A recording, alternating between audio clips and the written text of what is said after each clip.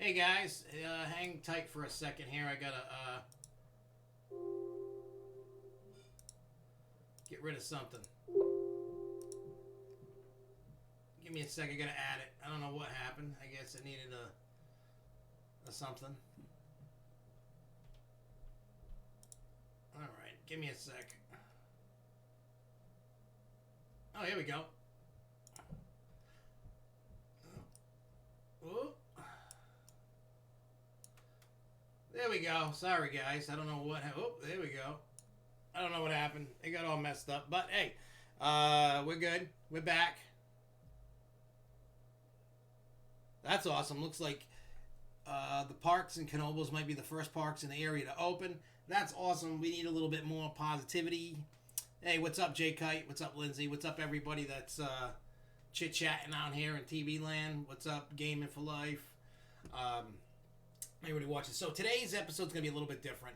I know it's kind of like double dipping, I guess, but I was really excited about this. So one of the main things that's going to be played today is Late Compounce's interview that we did on Friday. We talked for well over an hour, but we cut it down to 58 minutes because the stuff beforehand was just us talking about just random stuff, had nothing to do with the interview. We were just talking, and so we cut that out. And basically, what you see here will be the video that pops up on YouTube, Facebook, wherever. This was news on the Six Flags website. What was the news on the website? So basically, oh, we're delayed. Well, that's all right. We'll see what happens. I think because I had to do this during the stream, it kind of delayed a little bit, but that's all right. We're not going to be talking too much because of just because. But anyway, so this 58-minute, we're gonna talk about a couple little things beforehand, and I know it's probably gonna piss everybody off that we kind of got a kung fu thing going on. But my computer probably needed a reboot beforehand, but that's all right. That's on the Six Flags website. I'm gonna have to check that out before we dive into the interview. Anyway, so the interview talks about COVID-19, coronavirus, like safety. They talk about different anniversaries that were coming up. They talk about Ghost Hunt, the Carousel, Venus Vortex. There's some stuff. You can see some pictures of the Carousel horses that have been sent over to the Carousel Museum Society for them to redo. If you saw some of the stuff that they talked about during Nor'easter, stuff, there's a whole bunch. It's 58 minutes. There's some cool stuff. The audio is a little rough, not horrible. It's still a work in progress. You can still hear it. It's not awful.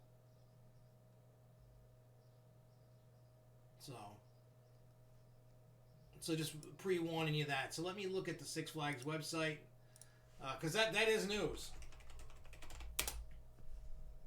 Oh, this stupid thing with the books.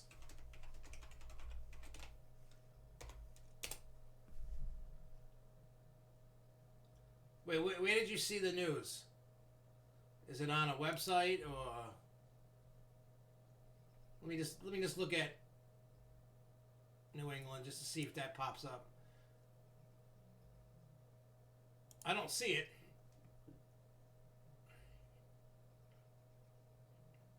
Learn more.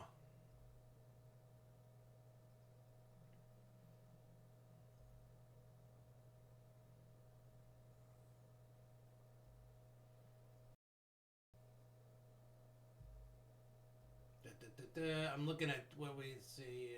I don't see that. Where did you see that news? Oh, under park hours. Okay. So let me.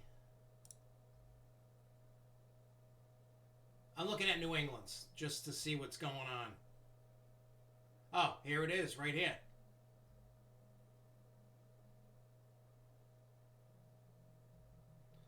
Yep.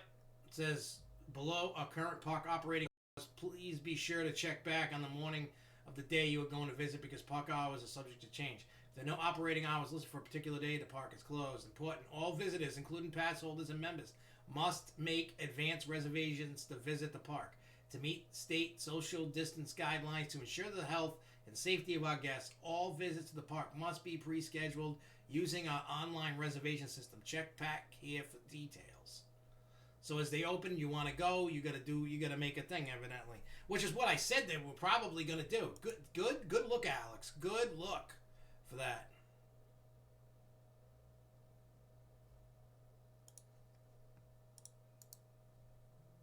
Good look on that. Because that is awesome. I didn't know that. I would have never known that. I probably would have went right to a park unless somebody. So bear with me for a second. I'm going to post this to Facebook. SFNEOnline's Facebook.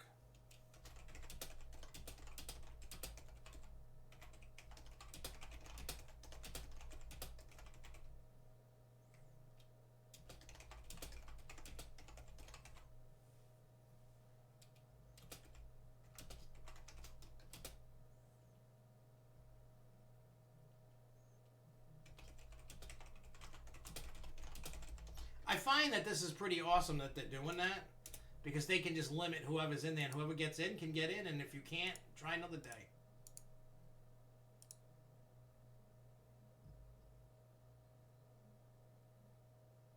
All right, it's posted. Well, it's posting. And is it? It's posted. Cool. Yeah, so like, hey, what's up, George Rucker? So yeah, it's like reserve parking, JK. That's basically like it is. And what am I? Daniel Souza says, "What do you think about Canopy Lake?" Canopy Lake,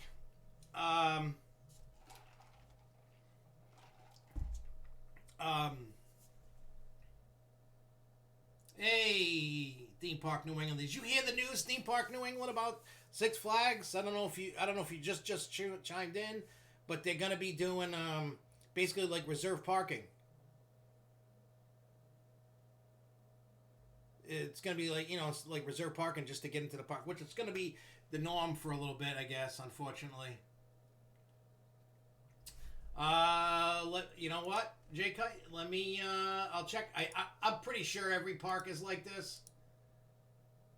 And that's probably what's going to happen for this year and maybe next year. Fiesta, Texas.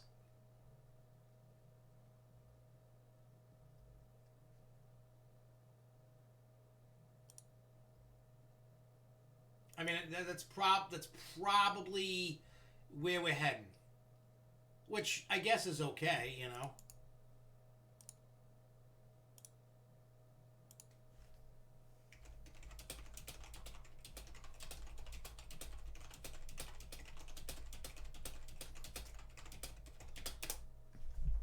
All right. So let me see. Fiesta, Texas, park hours. I would safely assume, as I'm waiting for this thing to go, yeah, same thing. But they have calendar dates. It looks like the 18th, but they don't have like I know Six Flags St. Louis. I know Six Flags Fiesta, Texas, has opening dates. Like if you go to their calendar, you can see, tentatively anyway, unless otherwise confirmed. I know Magic Mountain is working on this. So let's see if they have. Nope. We want park hours. Let's see what Magic Mountain. I'm just going to go down the list. I know it's going to take a little bit of time, but that's okay. They have no dates yet. California is under restricting, but they have the same thing. But I know Magic Mountain is working to get that going. What about? Let's get out. Let's see. Georgia. Let's look at Six Flags Over Georgia. Does Six Flags Over Georgia have the same thing going on? Happy birthday to your mom, George. Happy birthday.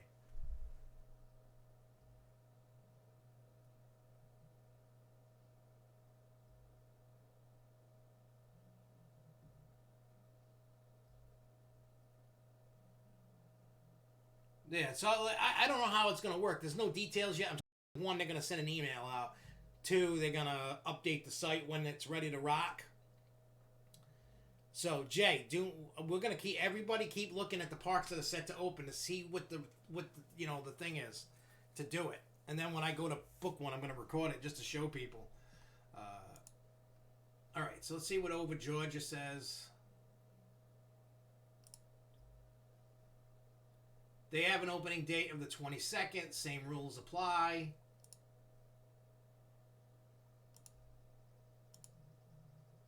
I'm checking something because something is a little weird here.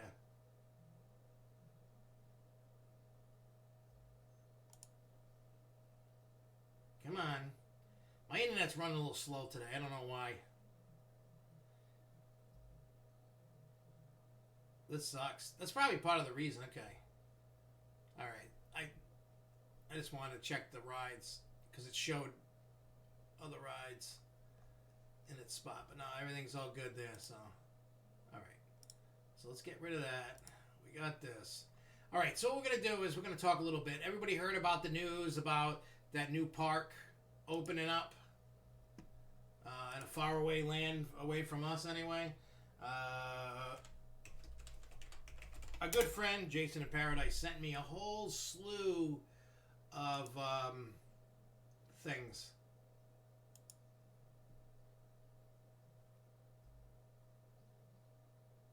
He just sent me a POV of Falcon. It's a POV of, I believe it's the tallest B&M wing coaster. That looks amazing. Wow.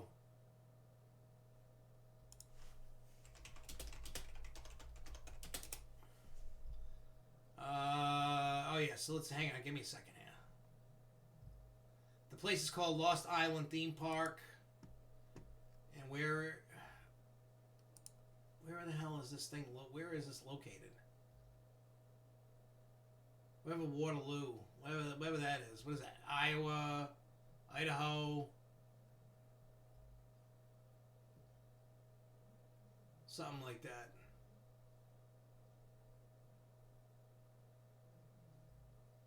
For $100 million, 90-acre theme park across Shallows Road from Lost Island Water Park. Based off of what you can see, it looks awesome. I know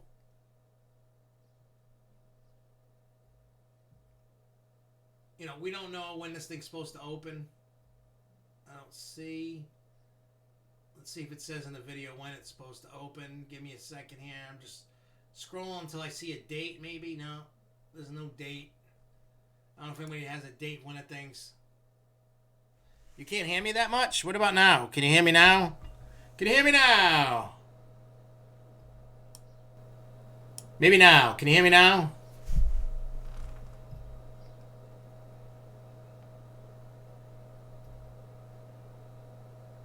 Let me see. So, Lindsay said, yeah, go ahead. Share the information all you want to anybody. This is open information, dude. This is not, we're not keeping it lock and key. That's on their website. Anybody can find it. Besides, Alex is the one that showed us this, so that's awesome. But Lindsay says, Conneaut might open first with only 19 positives and no deaths. For the county, that is. Oh, too loud. Okay, let's lower it a little bit. What about now? Is that better? I might have been too far away from the mic. Then Lakemount, Del Grasso's, Waldameer, Knoebels, Kennywood, Idlewild might open in the fall. Hershey, Dutch, Dorney, Sesame might not open this year. Well, it's all gonna. It all depends upon the states and the towns and all that. The states. The states are dictating the rules. They may open. They might not open. It all depends on realistically. When it comes to Pennsylvania, honestly, if Hershey, Dutch, and Dorney and Sesame don't open, neither is Lakemont, Del Grasso's, Waldameer, Knoebels, Kennywood, Idlewild, none of them are going to open. And the reason why I say that is because, and I listened to what Cuomo said when he was on the Ellen DeGeneres show. He said that if anybody opens anything nearby, people are going to run to it. Look at it. We're all itching. We're waiting for the trigger to be pulled in a race to go. And go. And people are just going to flock. So either you're sick, you're not sick, you're spreading it, whatever. This is what I feel. And I know I say this every day. It seems like, it feels to me I'm saying this every day on this show. If you're afraid, and it's okay to be afraid, like you just don't want to deal with it, you don't want to get it. Like even if you don't have underlying conditions, you're not old, say you're young. Maybe you're like me. I'm 42 and I'm pretty healthy. I'm not, and say along the lines, yeah, I mean, right now I'm healthy, but say you you didn't have the virus in your house, you're scared, you don't want to deal with it, you don't want to risk it, by all means, stay home. If you're underlying conditions, you're old, stay home. Period. I know it sounds harsh, but you quarantine the sick and whatever, or you protect those, and that's how you protect them. You keep them home. Everybody else that is willing to go to places and go to work and that's fine too. You go do that. I don't want people to be afraid of going out, because think about it. I find a lot of it a bunch of bullshit. The virus doesn't get you at a supermarket, a Target, a Walmart, a Home Depot's, a Lowe's, but it'll get you in a barbershop. And I don't want to hear because you're close contact. If they really cared, they would have shut it all down. There would be no movement. They didn't care. So, herd immunity is the way to go. Plus, with all the stuff going on, with everything going on, we need some positivity. It's getting warm. We've been warm. Not hot like Texas, but we've been hitting the 70s, which is nice. You got yellow face. I don't even know. All I know is in Rhode Island on Mother's Day this weekend, they start lifting the orders. So we can go to state parks, beaches. So I think the first place that I'm going to on Sunday is Rocky Point. Go walk around there. I think that's what I'm going to do. I'm sure a lot of people are going to go there, but I am going to go there. I will social distance away from people. I will go and have some fun. And then I'll call it a day. But that's what I'm going to do. I'm not going to let something stop me. You know what I'm saying? So they do it. So Pennsylvania's doing it by region. Now, Jay, do you guys still keep getting cases over there in Texas, or is it dying out? I have no idea what had happened yesterday, today. Well, because at Rocky Point, even though it's no longer a theme, an amusement park anymore, they do have like signs or something. I haven't seen it. I went the day that they opened it back up to the public. That was like 2014. But they have like these sign plaque things of where rides were and things were and stuff like that. I haven't seen them. I mean, I've seen what some of them look like, but they still have the arch, but they still have the sky station and supports. Yeah. Plus,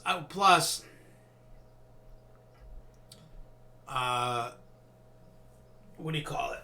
They got caves and they got, you can walk on a beach. They got a fishing pier. I don't know if the fishing pier is open. I haven't been there since 2014. It's kind of sad. I'm a big Rocky Point fan. So, and I don't go to the park. I'm just mad seeing it all grass. You know what I mean? Like when you go and you knew, you knew what it was. You enjoyed what it was. Now it's gone. You don't have it. You guys in other states are lucky. You don't know how lucky that you are. And I say that because a lot of you guys have parks all around you. What if your state has 0 park? We have nothing. We don't have a park. We got state parks. We don't have no theme parks, amusement park, nothing. We have nothing.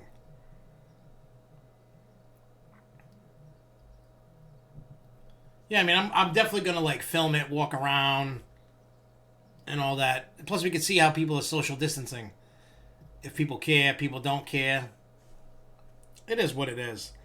What the hell was I was gonna look? Oh, I was gonna look at the temperature to see what the temperature is right now here. I don't know what it is. It's nice outside. I was outside before. So right now it says 67. Feels like 67. That's the high for today. Is 67. Such a shame.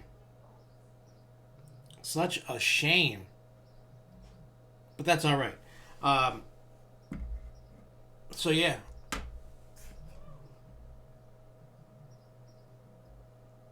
Well, they've made a historical video, Rocky Point, talking about called "You Must Be This Tall."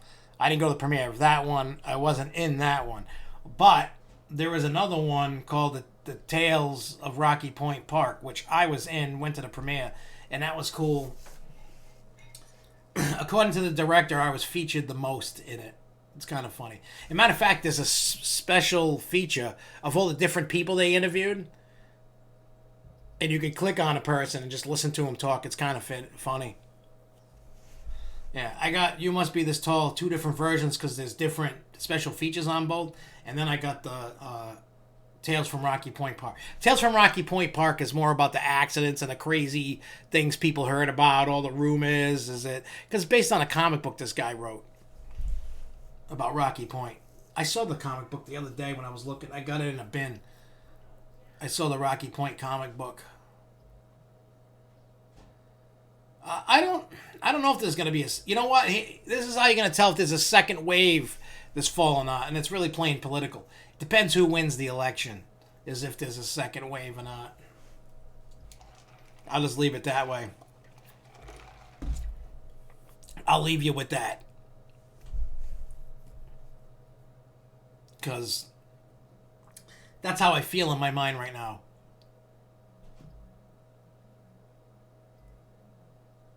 Yeah, the comic for Rocky Point Park, it's all about, the guy came up with these stories, but the stories are based on, like a myth, like a, folklore. You know what I mean? Because there's been a lot of, like, weird things that people think about accidents. Did they happen? Did they not happen? As a matter of fact, if you watch Tales from Rocky Point Park, they actually have footage from the 50s and 60s from accidents and stuff like that. Pulling cars out of the ocean. The Lake Compounce interview was pre-recorded. What we did was,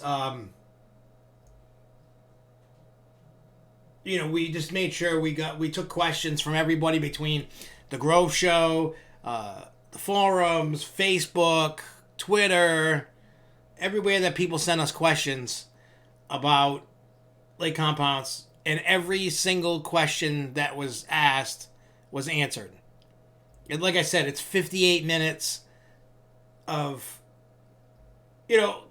I start out, question 1, da-da-da-da, and then it's more of a conversation, just talking, not, hey, question. I just start looking at the questions and just asking them as we're talking. So, you know what I mean? Like, I'm talking, saying stuff, responding to him. He's responding to me. We go back and forth. So, it was great conversation. We did find out a lot about it.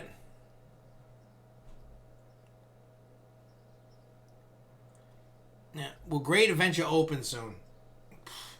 Your guess is as good as mine, but they might be waiting a little bit because they're so close to New York that they might wait a little bit. Because like I said, people are worried about if you're coming from an area like New York City that was devastated by this virus, and you got people that are from there that potentially might have no symptoms coming down and start. That's what they're worried about, the spread. That's why they're opening things little by little, so by that time that they do open the theme parks, that herd immunity is taken over, so to speak. Not everywhere is doing that, obviously, but they're hoping, the areas that aren't hardest hit, they're going to open.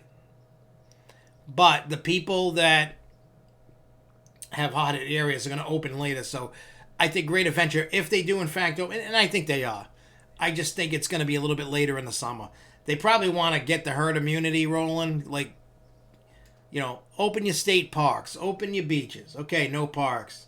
Open the barber shops, open the nail salons, open the tattoo parlors.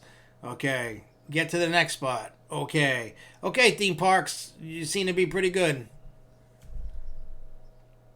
Don't count on that vaccine because you know something that I saw somebody make a meme, just words, no pictures, just saying, we everybody's like, oh, the vaccine is gonna kill the virus. We have a vaccine for the flu, and that doesn't really work. So people are a little leery about the vaccine actually working. Is it going to work? Is it not going to work? Because to actually get a vaccine that actually works, that's actually hard to do.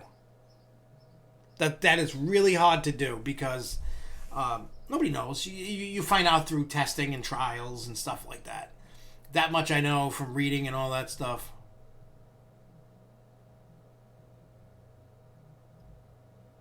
Ryan, he said that cases were going to zero in a couple of days. Data and scientists rule here.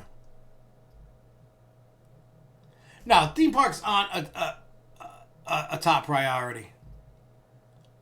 You know,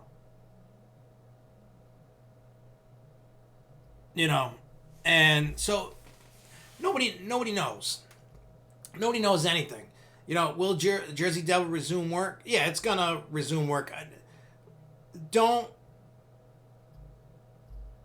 like I said, don't hold on to anything that anybody says because nobody knows a damn thing. Nobody knows anything. Everybody's holding on to this like, oh, it's gonna happen. It's great. It's this. Don't look. When a park opens, be thankful it opened. Don't worry so much about the new attraction because all attractions, unless they're already finished, like a flat ride, if they are, everything's going to get delayed. It's not our fault. It's not their fault. It's the virus' fault. It's China's fault. So, just roll with it. Just enjoy what is there. Just enjoy what is open. Just enjoy being able to go. Don't get mad. Don't get angry that a ride wasn't open when the park reopened. Could it? Sure. Will it? I don't know. Nobody knows. Nobody knows what's going to happen. But like I said, what you're going to have to do is you're going to have to give the park some slack. You know what I'm saying? Just kind of roll with it. Have some patience because the parks don't know. And you're going to hear that from the Lake Compounce interview I'm going to play in a few minutes. You will hear the things they're trying to do, but don't know if they can based on state and local officials, based on the rules that are placed before them of what they can and can't do, but they have all these plans in place. And you'll hear about all these plans that Lake Compounce has. Exactly, Alex. Just looking forward to getting back to the parks and staying safe. That's all you can ask for right now. And especially when it comes to Six Flags, I don't know if Cedar Fair is going to go down that road and do the same thing. Six Flags opening up and you got to schedule a time to go. Now, if you're a season pass holder and you have a dining pass, they're not making $1 off of you. So what I ask of you, if you got a few dollars in your pocket, go buy a snack, go play some games if they have games. Support the parks. They're gonna need it. I'm not saying go drop $1,000, $100, 50. Drop $20. Drop $5. Drop $10. If you got it. I'm not saying, if you ain't got it, I got it. I get it. You know what I mean? I get it that not everybody's, everybody's kind of in a weird spot money wise and stuff like that. So who knows? Well, Ryan, if Jersey Devil is gonna open this year, that depends. Depends. It depends on number one, did they get the coaster done? Number two,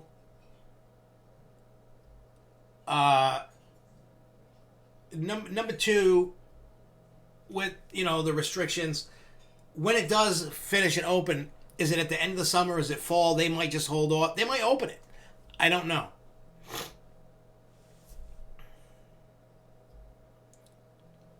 I mean, that'd be cool if they do. I doubt they will. They're still like in that sweet spot where they can still, I mean, they could just shut down and not worry about it, but I mean, they could. But they're still in a sweet spot where they can get colder weather. Yeah, I think what you're going to see when it comes to the parks, regardless if there's a second wave or whatever there is, if there's no second wave, I think that you're going to see that the parks will reopen as scheduled next year at their normal time. Right now, it's just a crapshoot. Everybody's just throwing a dot and rolling the dice. Nobody knows nothing.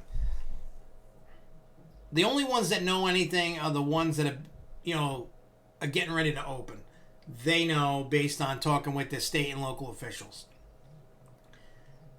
I have no clue what's going on with New England because Mass extended their stay-at-home orders.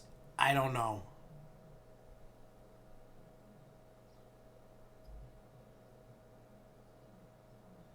Yeah, they could do a media member day in 2020 and a public debut East. They could.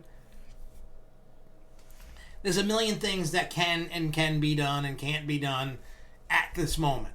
So like I said, don't get hung up on the formality of a new ride, a new coaster, a new this, a new that.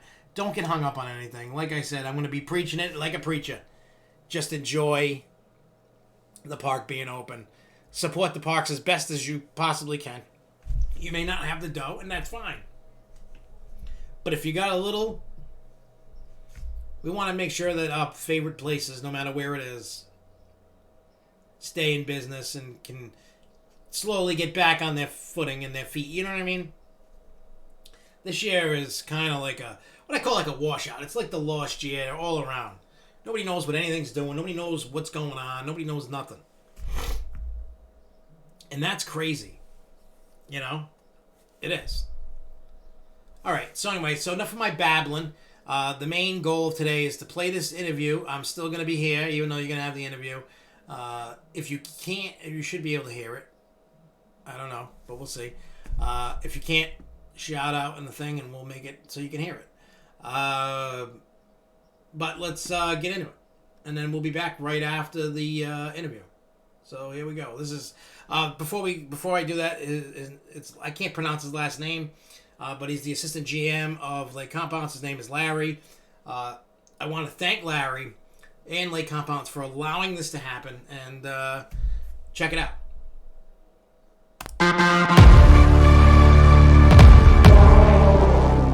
Hey everybody, Dr. Giggles here from SFNEOnline. Today's video is the release of the interview that we did with Lake Compounce on Friday.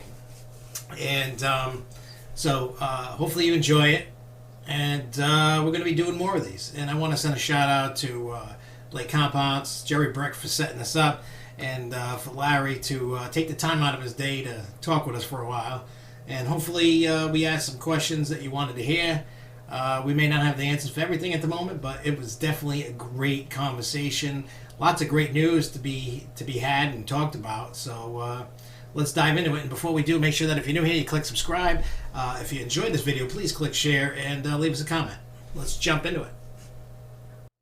What you got, just as a theme park, what you have to do for this, just because it's like, so well, I'll start with a question that I know that's not on there, but everybody's going to ask it anyway, and they're going to ask me why I didn't ask you this.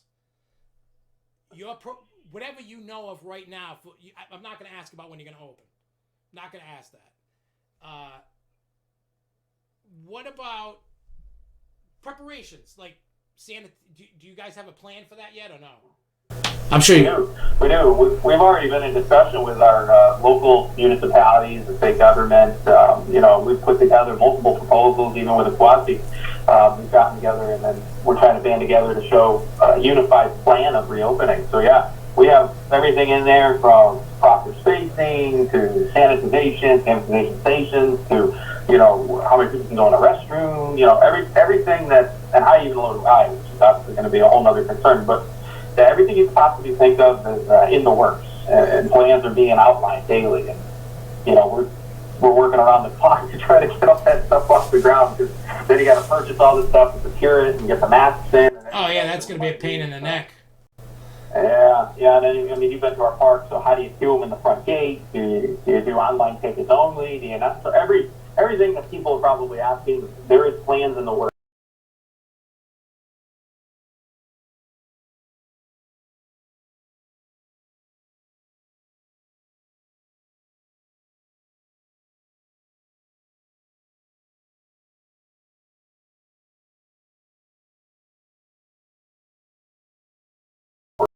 I mean, stuff we put it back to went from Thing that I'm about is a little worried about getting sued.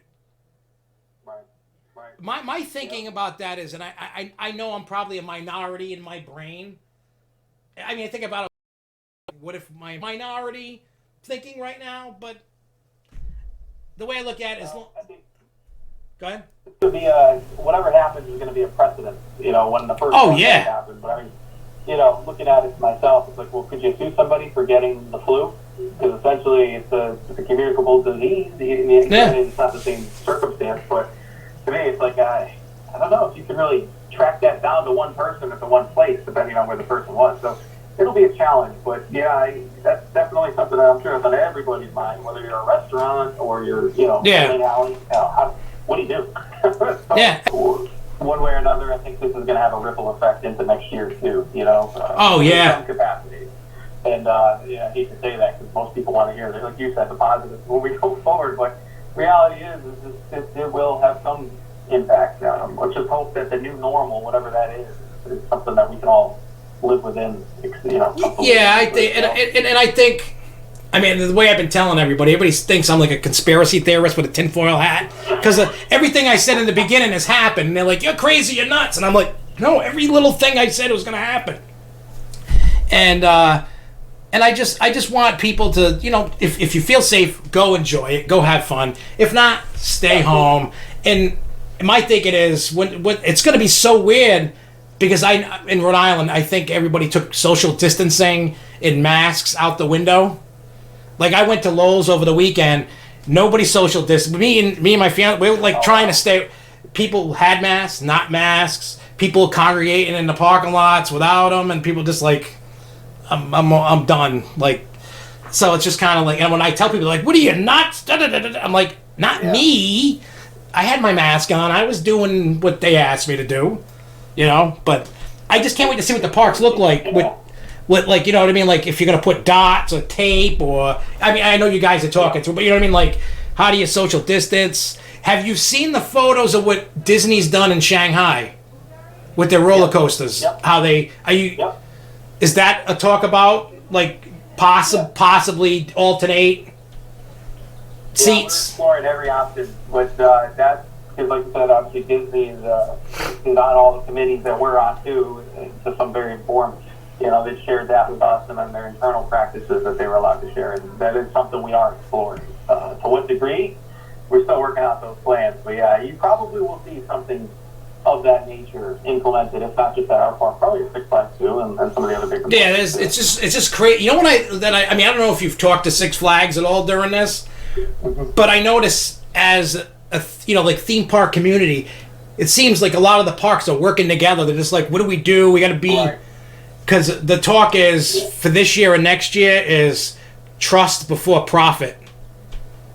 I mean, everybody wants to make money, but you got to get people back, it's trust before profit. That's what I've been reading about articles, and even the big companies like Universal and Disney, like, no, we got to get the trust in. Yes, we're going to make money, but we got to get the trust back from the people to get back in the door. It's pretty crazy.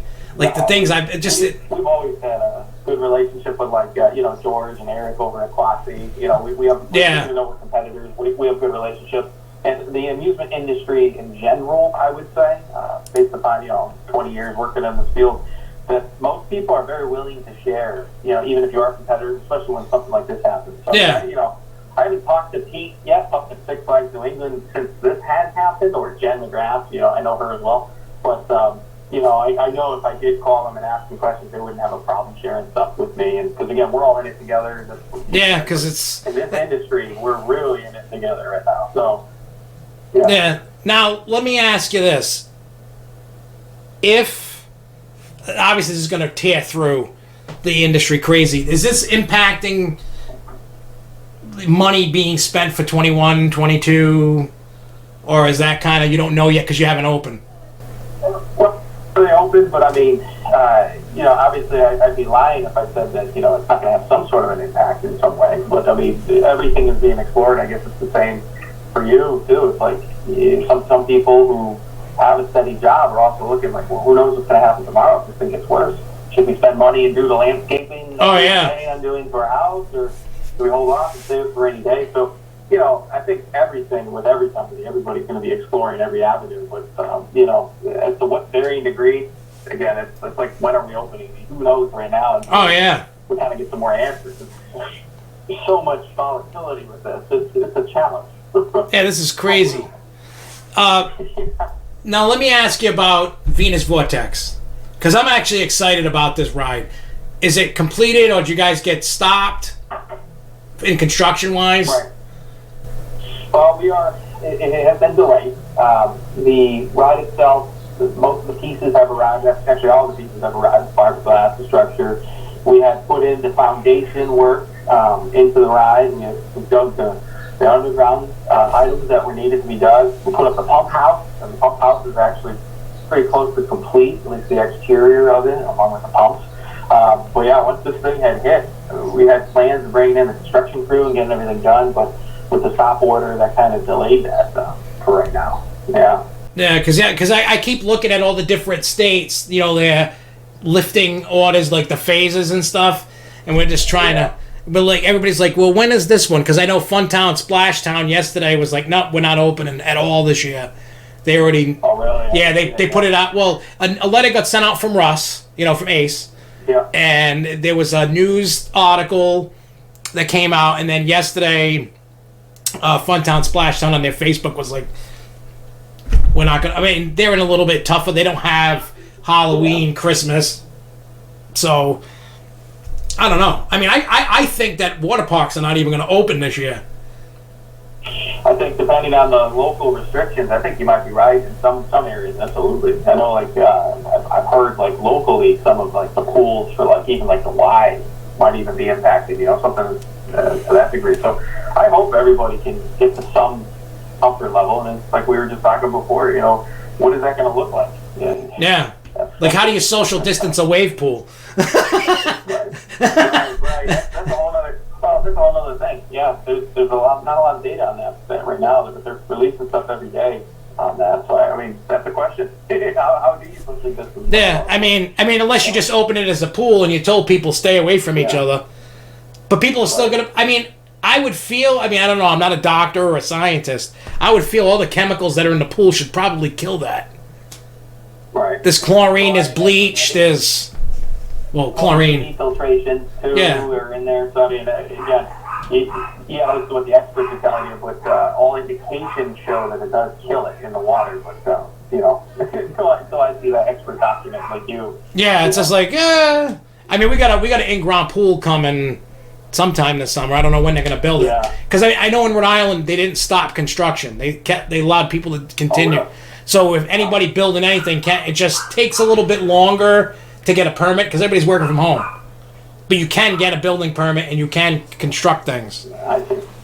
But we don't have any amusement parks anyway, so we don't got nothing. You're waiting.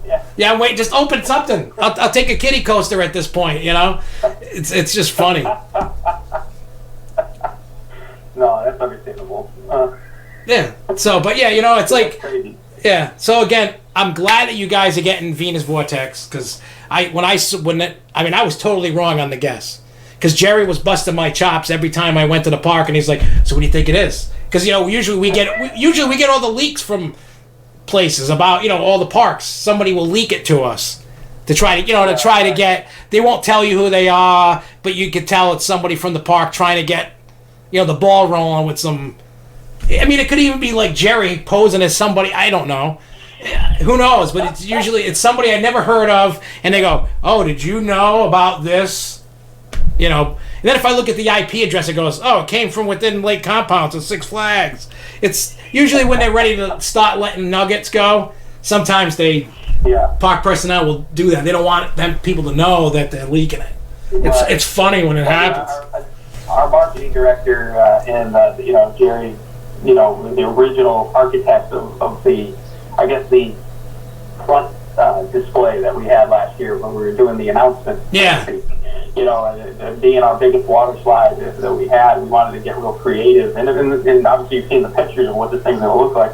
There's a lot you can do with that, with the way that it's structured and designed and the thinking that you can put into it. So I think it came out pretty good. And, you know, I remember that night, right before we ripped off the top of the container, I was out there with templates, spray painting the ground all the way up to the site, so that way for the big reveal that we had the morning of. It was interesting, but yeah, that flight took a lot of buzz, which was a good surprise, because usually most people want to hear, what roller coaster are you putting in?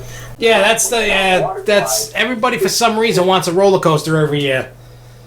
Right. Yeah. And then I looked at. We got a lot of traction. Yeah. Well, you know why? Because it's a big slide. It's got a cool theme to it, and it's something different and new for the area.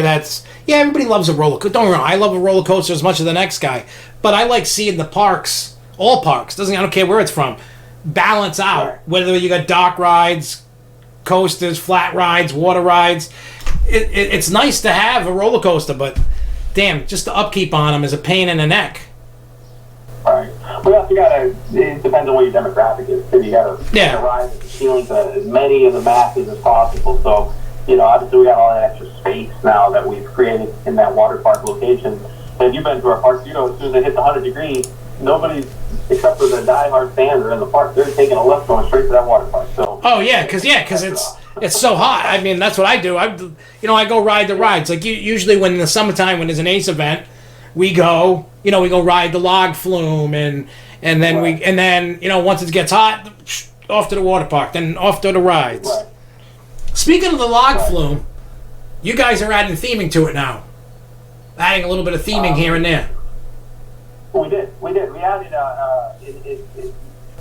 essentially we added like a faux wall right outside of the station, and we put some barrels and we put some rustic or eclectic theming around it to try to tie in the story. You know, one of the biggest things that we're trying to do is how do we tell a story with every attraction or every new attraction, or how do we tell that story when you first walk in the gate, when you first see? So we're really trying to figure out ways that we can start to implement those into each of our locations. And some of them still being a fan favorite and being so unique with the way that it's designed and set and the way it is. You know, how do you stay true to what the ride is, and how do you bring it to where we need it to be? And yeah, there is some theming that's going in there right now. Right now, you'll see when you go down the chute, ready to turn around, turn into the station, you'll see a lot of that structure set up. And we're also looking at the building, the pump building, where the maintenance guys work on it. We're trying to re-theme that, or we were trying to re-theme that before all this had happened, and put, like take the sides and the outside and make it look like it's not just a standout building, but something that's a part of the experience so that the guests will enjoy. So yeah, I mean, when you guys were talking about that at Nor'easter, I was like, wow, that's neat, because I mean, I'm a sucker for theme. I mean, when you look at it, we talk about it a lot. I mean, you guys don't have Disney Universal money, but we use the example of, how we'll use Rise of the Resistance. I don't know if you've ridden that yet or not.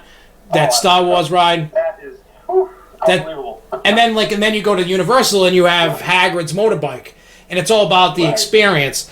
So we're starting to think that now as other parks that aren't on that level to some degree start doing that, because a lot of people say, not everybody, because people want the experience. People still want record-breaking roller coasters or whatever, but a lot of people that I've talked to and that you see, besides the die-hard, I want record-breaker things, they're like, well, I like a good roller coaster or a good ride, but I like a good story and as much theming as you can. I mean, I have no idea what Rise of the Resistance cost. That had it been $100-200 million ride. That obviously $1 billion. Yeah. Well, for the whole land was $1 billion. Was $1 billion, and Rise of the Resistance was $80 million, over $80 million. Oh my God! Yeah, see, I don't see a Lake Compounce or even a Six Flags spending that, but even if you, I know, right? I mean, when I've talked to Jerry and he's told me certain little things here and there that we don't talk out loud about, but when you get whatever money you get, you can decide what do I want, how to tell the story of this ride if there is a story to tell.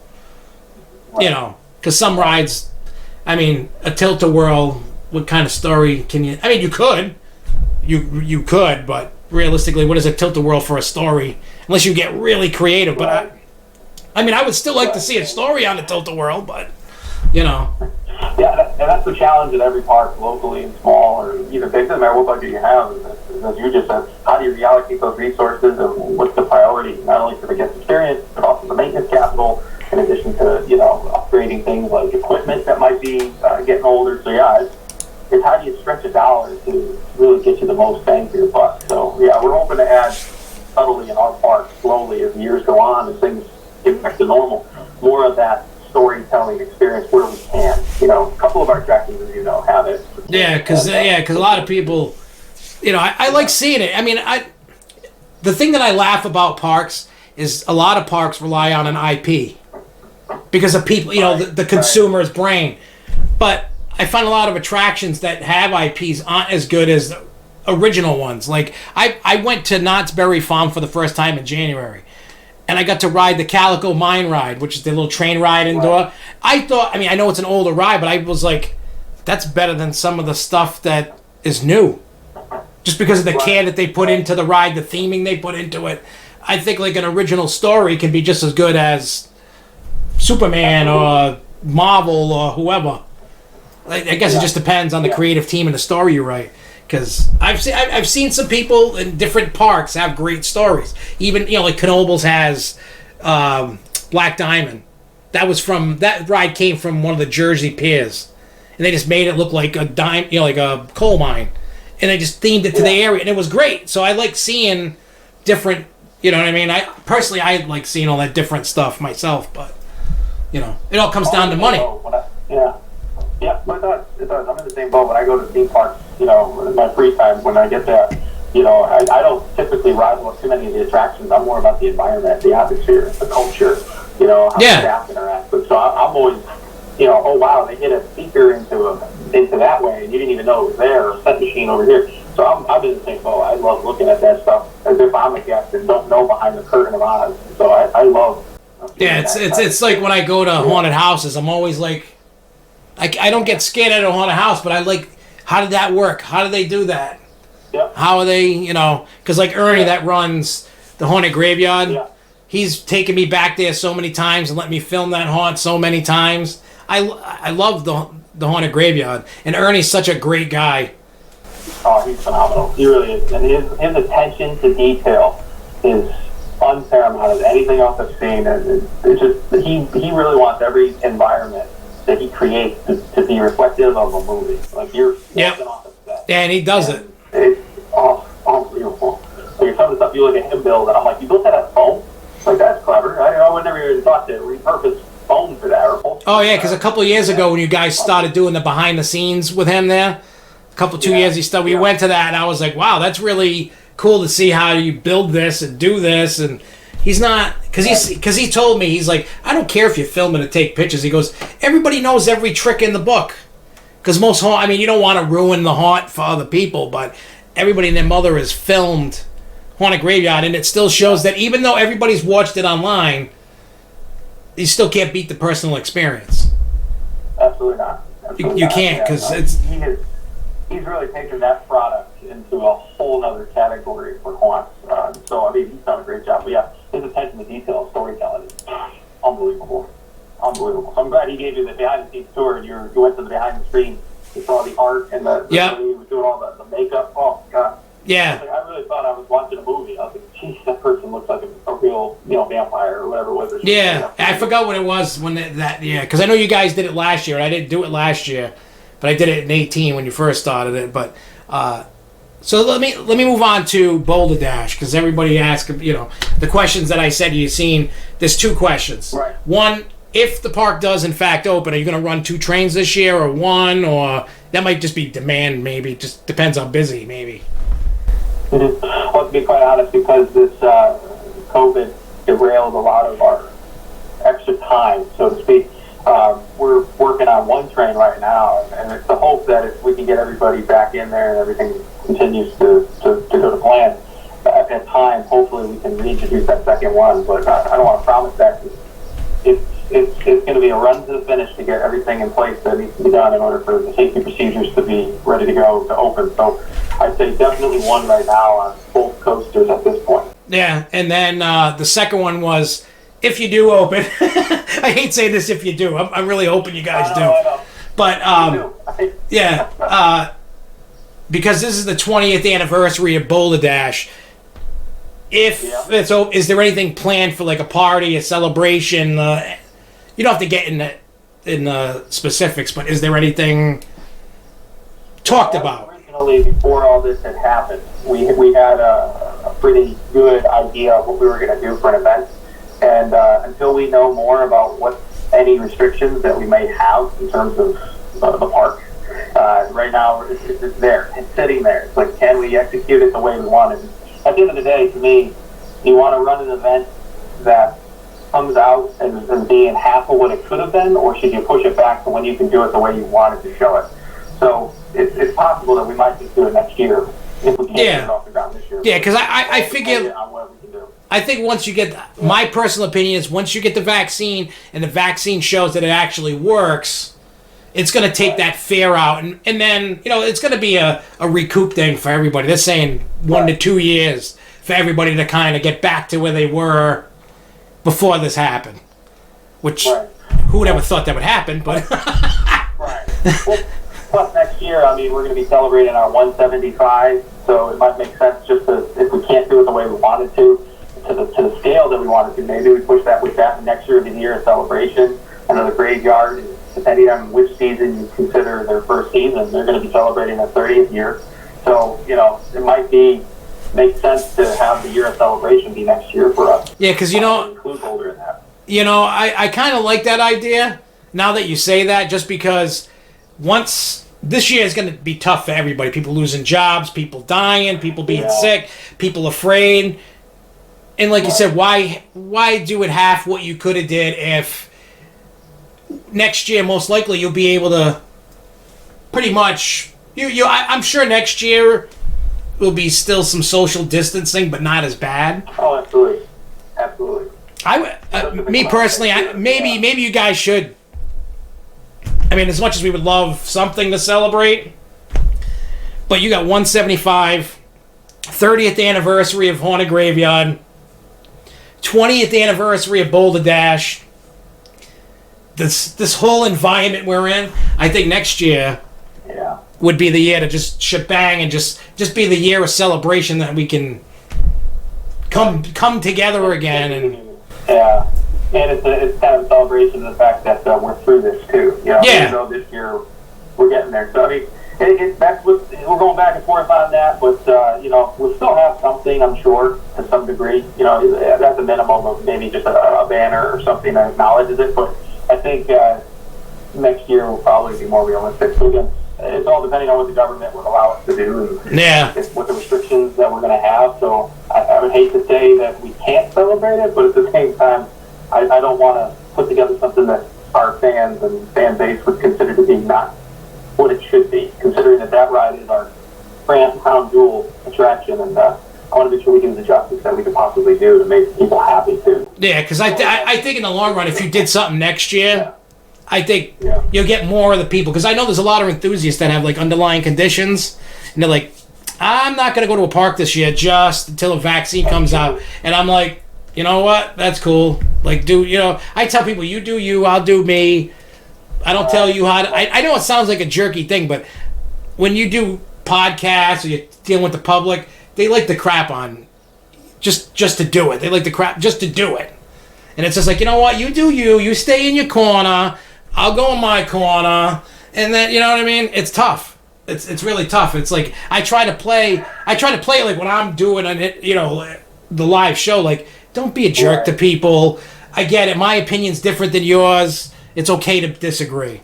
And then you see where it is. So I tell the older people, I'm like, my father is ridiculous.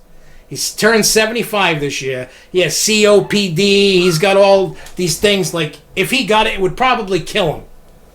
He goes out every day, wears his mask. He's like, I'm just going out. Go shop. I'm like, dude, stay home. He don't care. He don't care. Can't tell him anything. Yeah. No, he's like, I remember years ago he had a silent heart attack. Not even 6 months later, he was back on the roller coasters. He didn't even get full clearance from the doctor. He's like, I don't care. He goes, I'm living my life. I'm not letting something stop me. Oh, wow. He's nuts. I keep telling him every day, stay home. He don't want to hear it. You can't tell your parents anything. I found that out too. Yeah, I know, because they used to tell us when we were kids. They still tell us, and then they don't want to hear it from us. Even if you're right. Yeah. That's crazy. All right, so we only got a couple more questions here. Tell us about Ghost Hunt, because you guys said you guys were changing the hallway to have targets in it. Right. You briefly, I don't know. That's the plan. Right, that's the plan. We're working on it. We got the parts in. Like most companies, we do have a portion of our staff that isn't allowed back on property, obviously. We really don't have any maintenance going on per se to the degree that we would like.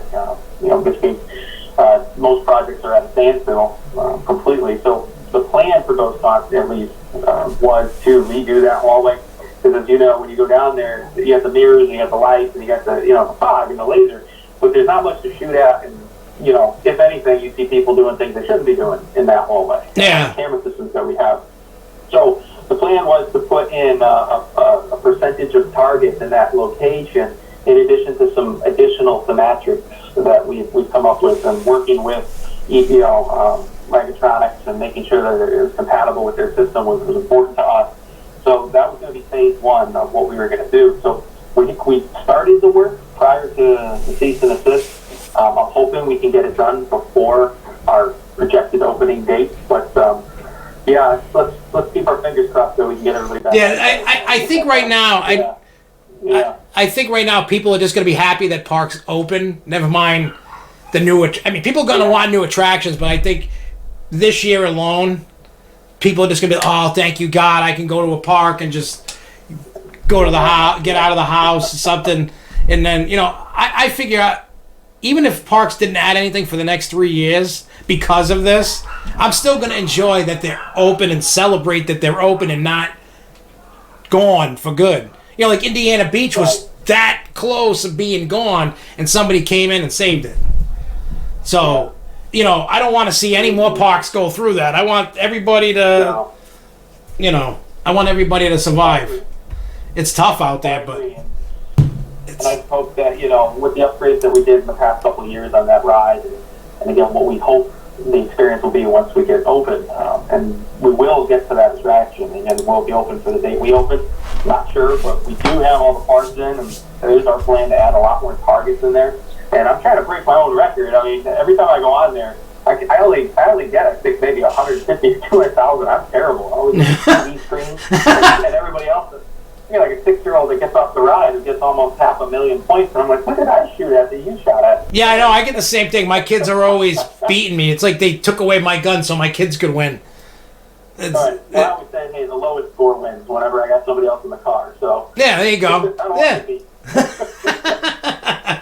All right, so let's tell me about this creamery. I don't. You guys probably that may or may not open based on what's going on, but pretend it's done and what we can look forward to when it does open. Right. I don't have my drawings here. I would be able to share with you. Otherwise, I would put it up on the screen. But the intended plan anyway is the old rentals location at our main gate. After we'd open it, we would service the guests that would need those equipment pieces. And that building was essentially dark, and it was not really being utilized. So, we saw last year after we put in Dole Whip for the first time into our park there, that people really, there is a demand for soft serve ice cream, and there's demand even in Briars to a certain degree for different types of items that have waffle base and cone. So what else can we use at the main gate? And we came up with a concept, and it got approved, and we started the work before all this had happened. And it's going to be probably the most themed, for us, the most themed food location that we would have outside of the Crockpot, obviously being what that is. So the idea behind it was to have, as soon as you walk into the particular building, the whole front facade was rethemed, repurposed. We gutted it to look not like a castle, because that's kind of what it looked like. It didn't really match the rest of the decor. So it'll look more like an ice cream shop from the exterior with bright colors and just the overall design. Once you walk inside of the gate on the ground, there's going to be a bluish wooden tile that sinks into the walls, which will be decorated to look like a waffle cone. That's cool. We'll be producing our own waffle cone. Yeah, it is. And it's pretty neat. And we'll have a bar set up on the outskirts of the actual building, within the inside, sorry, but it'll be on the outside of the inside, if that makes sense. And people will be able to sit and charge their phone. So we're putting in like a charging station right there at the main gate, so to speak, for at least 4 people to start charging their stuff while they're eating some ice cream. We will make our own cones. We'll make our own like waffle sticks. We're looking at root beer floats. Oh, so you guys are just going all out with this. Oh, this thing, and we have so many ideas, and I hope we can bring them all to life. And we have, like I said, we're going to be doing more than one flavor of Dole if everything works out. We're looking at custard, which is a whole nother. Oh, I've had custard down by the Jersey Shore. That's a big thing down at Casino Pier. Custard ice cream. I never heard of it until I went down there a few years ago. It's pretty good. It's pretty good. It's very rich in flavor, and so we're going to be bringing that in, and we're looking at another product, Chevet. So we're looking at a whole bunch of different things. And we have all the concepts in place, and there'll be nice granite tiles on the front of the top of the counter. In front of it is like will be a glass display. So it'll look like a really themed ice cream shop. And I mean, I'm oversimplifying it, but it'll look good for what we're able to do with the resources we have. And we'll even be pumping in some more scent of waffle cones. So if people walk by, if we have that main gate show, if that was something we're able to do, you're just going to smell all the time at the main gate that waffle scent. I love that smell. That suckers me in to get ice cream every time. Yeah. I'm excited for it. I just think it's going to enhance the experience from the moment you walk in the gate. Even if you don't end up sitting down and eating there or charging your phone or working in the experience, just to see a building that's that colorful and bright and decorated, I think just adds to what we talked about before in the overall experience. So I'm very excited for the fact that we're going to have something right at the main gate that people are going to notice as a major change for us. So I'm excited about that, assuming that we can get it off the ground and finish it open. The weird thing, I think, and I don't know if you guys could or would do this, I probably, I'm going to throw a day. You don't have to tell me nothing. Say July you open. I don't know. I'm just throwing it out there. Say you open, but you couldn't get to do that. Would you just halt construction until the season closed, or try to do it while the park's open? I guess it really depends as to how far can we get before that opening date. Yeah. If the restrictions are lifted and everybody goes back to work and we're able to get a jump start on that, we're working on everything else. I guess we'll reevaluate. But I mean, it's my hope that because of where it sits right now, before we have to stop working, I think we'll have it pretty close, if not completely done by the time that we may open. So it's just whether or not we'll be able to get the health permits and everything else that are required in order to do it. So, that's going to be the next question. But it's close enough where I think we might have it at some point when we open this year. So I'm excited about it, but I hope it's for opening day. Yeah, that'd be nice, because I'm a sucker for that stuff. I love Dole Whip. I love custard, and ice cream. So it'll definitely be something that I get every time I go there. It's kind of like Dunkin' Donuts. I love that you have a Dunkin' Donuts. I love that. It's like iced coffee in our area. I mean, I do iced coffee all year round. Doesn't matter if it's 10 degrees below. Oh yeah, I do the same thing.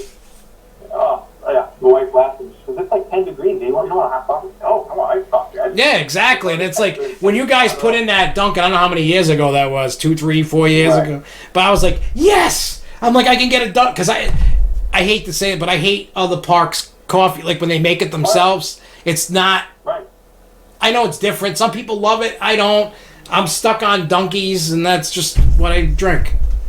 If the coffee people are just like beer people, they typically have a specific taste, and that's what most people want. So you're right, to have a generic, quote-unquote, park coffee sometimes doesn't always work. Yeah, We do have things like Nespresso. We have Nespresso that we sell at the park too, but really Dunkin' is the primary driver. I mean, as people say, America runs on Dunkin', so, you got to go there. All right, so the last stupid question I have for the day, I like to ask people is, if you personally could add a ride to the park that you don't have, what would it be?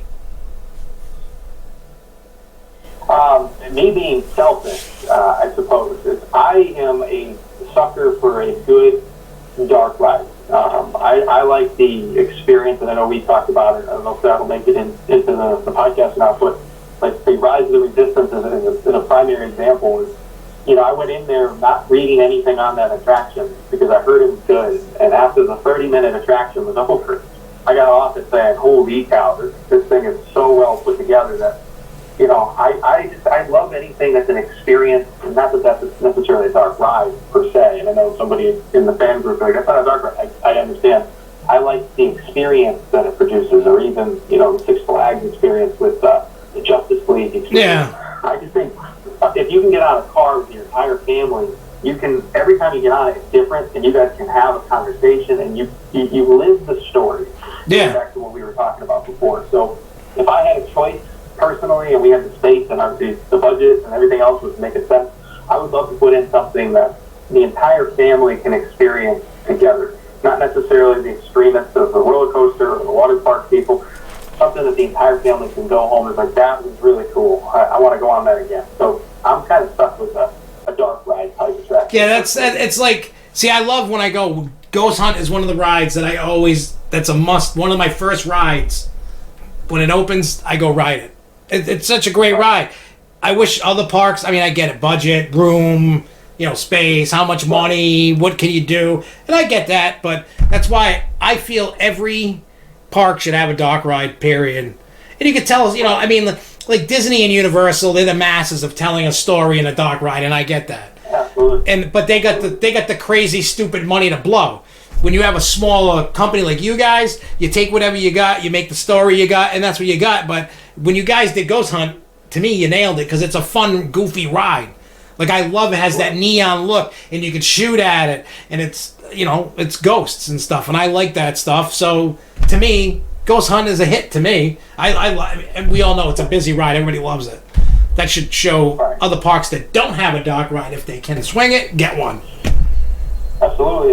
It's held up over time. They were at 1998 till now, and we've done several upgrades. But yeah, I would agree with you 100%. If you can keep up with the IT and the technology and everything else, there's something about it. I just love the full experience, and that's where you can tell a completely unique story to your park or even to that area, and in a way that I think sometimes you can't tell that story in a flat attraction or a wave swinger or something else necessarily. So, I agree 100%. So that's if I could choose, that would be what I would love to see. Yeah. A massive attraction like that. Yeah.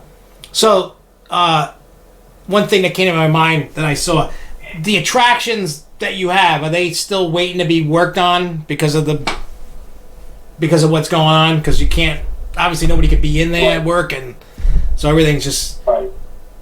Now, when they go open, when the state says you can open, how long from open to when they say that till you can you actually open? Because I hear like wide room, it's like 2 weeks, 3 weeks, a month, 2 months. I hear everything all over the place. I guess it just depends on the park. Well, it depends on the park, and it depends on the attraction, depends on the people. There's a lot of variables, Even if you hypothetically had your ride at 100%, the second you flick the switch to go test it, something happens. You got to replace the wheel, you got to get a bearing done, or a light, or electrical. So, even if it's ready to go, you still have a lot of checks that you have to do to get it to that point. So, to answer your question, it really depends. We do have some attractions that we were able to get ahead of prior to the shutdown, so they're pretty close. So we'll have a good selection, at least at this moment. If we were to open hypothetically, let's say tomorrow, we have a good selection of attractions that we could do. But certain bigger rides that take a lot more parts or imported parts that may have gotten stalled because of everything that's happening, those will be coming online, as you get the stuff. A week or 2 weeks, as you get it. But, the point is we're going to make every effort that we can to get them up and running as best we can. We got a couple things out, like, did they talk about at the event, the carousel? Did they talk about any of the refurbishment? A little bit, and I don't remember what it was. What was it? I have a couple pictures here of a horse. So obviously that's one of our oldest attractions in the park. So we're trying to keep these as updated as possible. We're working with the New England Carousel Museum, which is in our backyard. Yeah, that's like right around the corner. I see the sign for the Carousel Museum and all that stuff, like really close by and all that. Let me see if I can share this with you.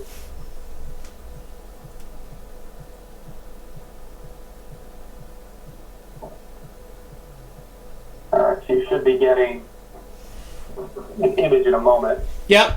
Oh, so that's it's all sanded down and. Oh yeah.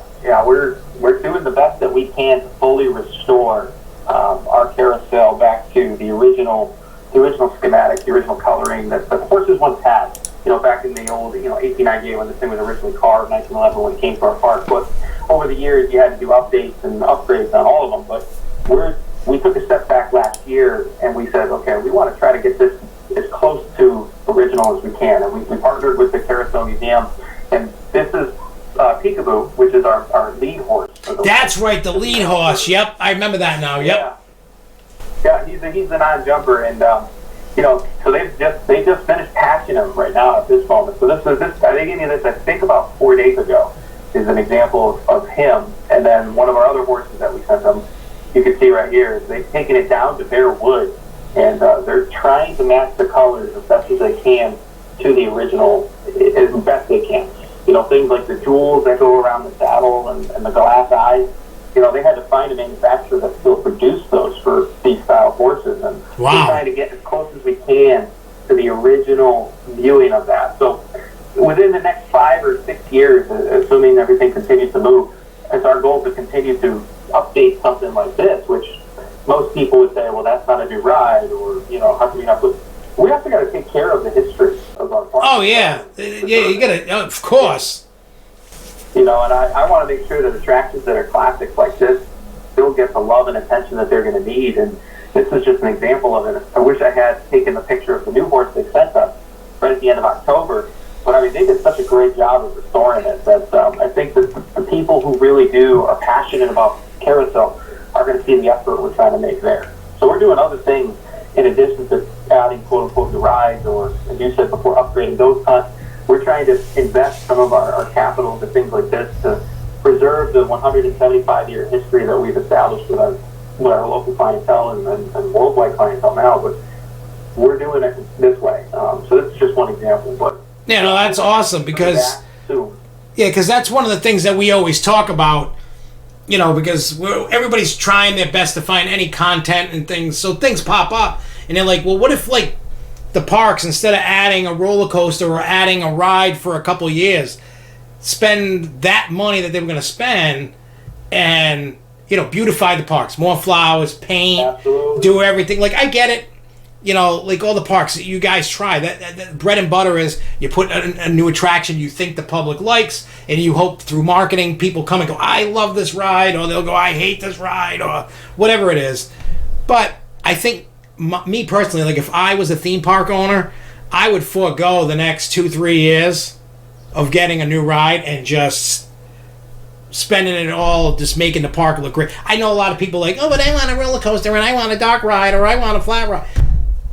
Be thankful that they're open. Like reopen when they do. Also, right. And I would agree with you on some of those points too. And one thing that we had started and luckily we finished most of it is, obviously we were going to put in Venus Vortex for this year, and everything is going on plan, and then this thing happens, and now it's stalled. But we also, including into that, you have to consider, okay, if you have a new ride, bring more people, where are they going to sit? Do you have enough benches? And then you have to think, do you have enough bathrooms? Are they updated? Do you think you have enough shade? So to answer that, we also put in for this year, and I don't have any pictures, but we put in, I think, 8 shade structures, or maybe 10. It might be 10, throughout the park. So, and they're bright in color, you can't miss them. So our Kittyland area, prime example of that, where our show is, we didn't really have a lot of shade other than the natural shade of the tree. So we added these giant awnings now, so just to take some pressure off of the heat. Some of our food patios got the shade. Over by the weight swinger, you'll see there's these 2 gigantic metal structure umbrellas. So we're investing into things like that. We're investing into more park benches, some metal benches besides just the wooden slotted ones. So hopefully those will be in depending on their time. Oh, I know. Yeah, we don't know nothing anymore. It was made to order. So we can hope that's coming in. And then one of the biggest things that isn't necessarily as flashy to your point that you made before, but you do have to consider is the restrooms. Oh, yeah. In my opinion, if you have a dirty bathroom, that's the worst thing for business, and people's perception of safety all comes from the cleanliness of your park. So bathroom maintenance and upkeep is important. So, we've struggled in some areas over the years, but this year we did put a significant investment into our restrooms to upgrade the partitions and the look and the theme. So it's pretty close to complete. We're going to have to tweak that before we get open, but we have those plastic partitions at the main gate now. Everywhere was done. We put in tiles to the other side of the old bathhouse. If you ever walked into that bathhouse, which is the second oldest building, there's a lot of things that we have to fix in that particular location, but one of them was the women's side had a brand new tile, but the men's side kind of looked a little like it needed some attention, and so we were able to address that this year and get that up to grade, because we want the whole experience to be there. So yeah, we've invested a lot of money this year into our restroom facilities to try to make them. Well, I mean, it's good though, because even though park guests, a lot of them are like, well, where's the new ride? I wanted the new ride. Right. Well, you know what? To make sure that down the road you get a new ride, we keep the place going and keep it good. Because if not, if it starts going downhill and you guys neglect it, well, then people stop coming, because if the park looks like crap, they're going to go, well, are the rides safe? Right. But I've never seen, since I've been going to the park since I first heard of Lake Compounce in 2008, was the first time I ever heard of Lake Compounce, and I've been going ever since, and I've never seen disgusting bathroom, you know what I mean? Like, I've never, I've seen things pretty much well kept, and I was like, oh, I don't feel unsafe in there. Right. I mean, every park has good days and bad days. Oh, yeah. That's the goal. It's all depending on the top management all the way down to, if you don't believe that bending over and picking up trash is important, it's hard to sell that to your staff. If you don't believe painting something every year needs to be done because nobody will notice, then eventually people will start to see it. So to me, cleanliness and painting are in one sense, are very similar. Nobody will ever know that you did it, but they sure as heck are going to know when you don't. It's very evident, and I don't want people to even know that that's a part of the experience that we do. It's one of those things that's hidden and not seen, but definitely taken care of. Yeah. Experience. No, I agree. I mean, you guys do that. Like I said, I've never had an issue. I've never seen it dirty. I've never seen the bathrooms disgusting. You know what I mean? The food's never been gross. Right. So. And I appreciate that, and that's because our team believes it. And I can't wait till we get to the point where we get them all back and start to give them the experience and the culture and get them excited for the summer. So yeah, I mean, it takes an army to make that park look the way it is, and that's every park. I know one of the employees, Zach. I forget what his name, Parker or something like that. He's operating. He's going to be a ride operator for this year. He was hired before the virus, and he's like, I can't wait. He goes, this is killing me. He's like, I can't wait to go back there. He loves working at the park, so Yeah, we had to change everything. Online interviews, which is something new to us, and typically we did casting and things of that nature. So yeah, we've had to reinvent a lot of the processes that we had established over the years because this forced us to. So one way that's a good thing, because sometimes you look at the same thing over and over again, and it can become stale if you don't change it once in a while. Oh yeah. It's like, wow, how do you do it? So we've gotten very creative with the team that we have, and I'm very proud of where we're at right now. And I hope once we do get to that opening day, whenever that might be, the guests that do come into the park will see even the attention to detail, like I showed you the carousel with the bathroom upgrade, whatever we show. I hope that is viewed the way that we intended it to be, and I guess we'll see what happens from there, right? Yeah. No. Well, that's all I had. I truly thank and appreciate taking, we've been talking for like an hour and a half, an hour, whatever. Oh, wow. But it's 4:56. I mean, that's fine. I could go on all night. But I really appreciate it. The fans appreciate it, especially during this tough time. We're just throwing dots, going, I don't know, this is going to happen, maybe. I don't know. It's crazy, man. It's crazy. It's just, and I just hope everybody stays home where they need to be and stay safe. And we're going to do what we need to do to make sure that the park is preserved and is safe and is ready for viewing on the date that we do end up opening. We're going to hit the restrictions that we need to hit, and like I said, we're not going to compromise safety in any way to get a ride open. So if we don't have enough time to get to it, I would rather tell somebody that unfortunately we have to keep it down for this year, because I want to make sure those things open the way that they need to open so that everybody views them the way we want them to and safely. Yeah. So, And then one thing I keep telling people, and hopefully, people do this to get people to come back. Like when the park's open, I said make sure, even if you have a fan site or not, go Facebook Live or something to show what the parks look like when they open. Because if somebody that's on the fence sees that it's good, they'll be like, oh, okay, they're doing this, I'm going. Or somebody could take video and it's something bad that you guys did and go, I ain't going there. There's a catch-22, but I keep trying to tell people, like, show people, because if they see safety, they're more apt to go. Right. I think as the restrictions are lifted in every state, you're going to see, to your point, a lot more of that for parks. From a social point of view, is just to help the consumer understand that we're doing X, Y, and Z to make sure that the park is ready at every park. So, yeah, I think you're going to see a lot more reliance on that social feed. I mean, it makes sense. And we want to show people stuff too. You gotta get back into the park. Yeah, you can't get in there. Be like, I'll show you anything. I can't. It's a challenge right now. But we're excited for the season. Even if it's a limited run, we're going to be excited for it. And like I said, after we get through 2020 and what's left of it, next year is our 175. So I think we're just going to come back and even hit that stronger. So this year is going to be strong, and next year will be stronger, and we'll keep building like we've been building the past couple of years. So and then any time that you get, whenever you do have like the creamery photos and stuff, if you could send some of those, we'll post them, because people are kind of dying to see what they look like, because there's a lot of people interested, because that question came up quite a few times about the creamery, because like people saw it, and then just because of the way it was filmed, they couldn't really get a good look at the creamery and all that. So even the stuff that you had from Nor'easter is even fine. If you can share that. I don't know what the rules are, but if you can. Right. No, I'll next time I get on site, it's very limited when I'm able to get back on. Yeah. No worries. I'll get you some pictures of where that is at, because if people really want to see that, absolutely. I have no problem sharing where it's at. It's just I just hope that we get everything completed the way that we anticipate it to be, so that the experience is there. But yeah, I have no issues with that. I mean, even if you wanted these horses pictures, I have those that you can have. Yeah, whatever. Anytime. The way that we work is anytime we get any information at the park that says, hey, go post this for us, send it to us. It doesn't matter, because like I know you guys do like the dog races in the summer, and that the whole point of us is to promote what every park does. So if at any time you guys just need something, hey, maybe you guys want to see this, because Six Flags and other parks, Edaville and stuff, they'll send us some stuff, and we send it out, and they love it. So I figured. We appreciate that relationship, and I'm glad that we have that established on Jerry's leadership, and hopefully it will continue as it was intended to. And I have no problem with that, absolutely.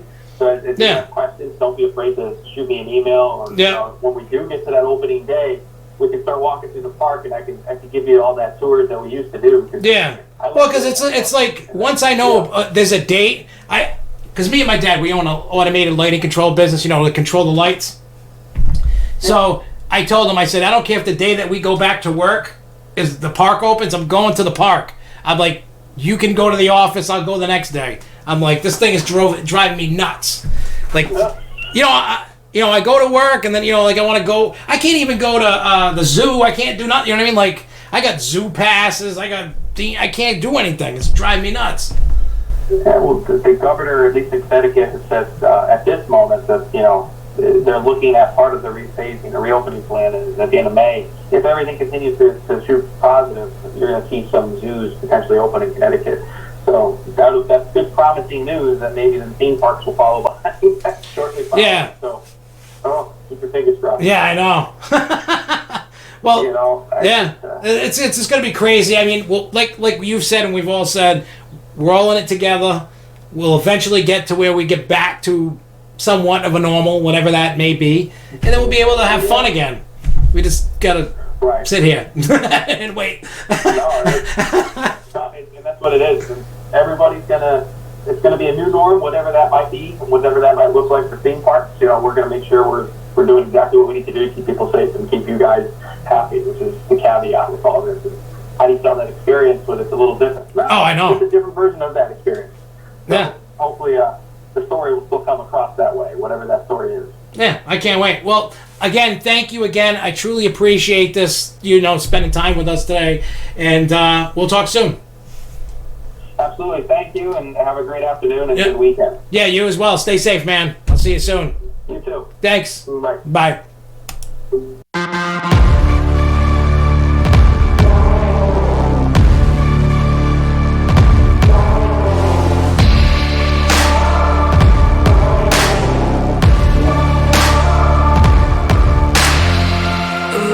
Never born near sun. I'm a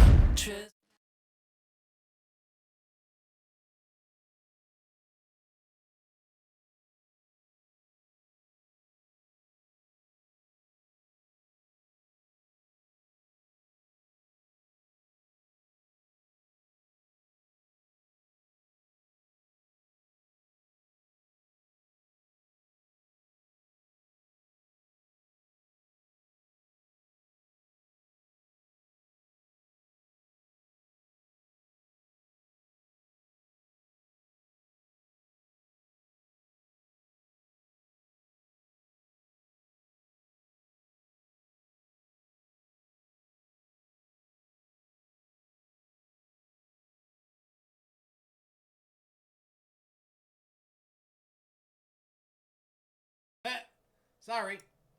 I do this all. I lowered the mic. I turned it off so nothing in the background would go on. But anyway, so first I had said happy birthday to Matthew Tabol. I probably butchered that. Sorry. But we're going to be doing the same thing with Six Flags New England as we get closer to opening. I know people would like to... to get something, Six Flags talking earlier. Yeah, I know it's delayed. But, yeah, you can hear me now. But, yeah, so, again, I'm glad that you guys enjoyed it. For those that want to rewatch it later, you can either rewatch this video, but at 4 p.m., just the interview is going to go live, on YouTube. So, yeah, so if you want to watch it, if you do see it pop up, do us a favor, please share it. Let people, let it get out there so people can, watch it. I feel that these are the majority of this stuff, 95% of this, the questions were questions that you guys sent in. I added a couple here and there, because as we came up on this and people are talking about safety, I had to ask that, and I felt if I didn't ask that, people would be like, why didn't you ask that? Yeah, like I said, we got Six Flags coming up on deck when it gets close, so they don't know when they're opening, but when that happens, that's going to happen. Also, if you guys have PR people that I don't know, contacts, by all means. Oh, it's probably, hang on, maybe that's a little bit, I'm probably too far away from the mic. I mean, the mic volume is up, so I don't want to blast everybody's ears out. But yeah, so if anybody knows anybody, hit me up, and I can work with it. If there's parks that we could try to do, that you'd like to hear from, let me know, and we'll try to make that work if you have their contact information. I am going to be reaching out to other parks to see if they would be interested in doing an interview like this. I can tell you tomorrow there is not going to be a Grove show just because I have to go to the office and do some work. I had to nix the Tuesday this week, and So be prepared. There won't be one tomorrow. I might later on at night go do some Planet Coaster. I'm not sure yet. And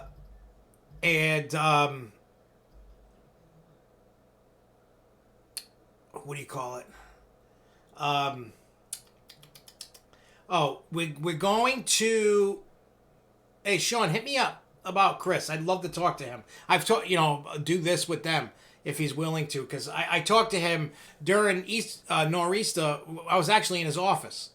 He took me and a couple other people in his office. We were talking, and he was showing us something during lunch. So we disappeared, and that. I would love to try to reach. I'll try to reach out to Knoble, see what I can do. But Wednesday night, Dave Medore, I don't know how many of you, he's been on the show quite a few times, live here, and we've done other times together, like with XSplit, streaming software, not this one. We're going to be testing out Google Hangout.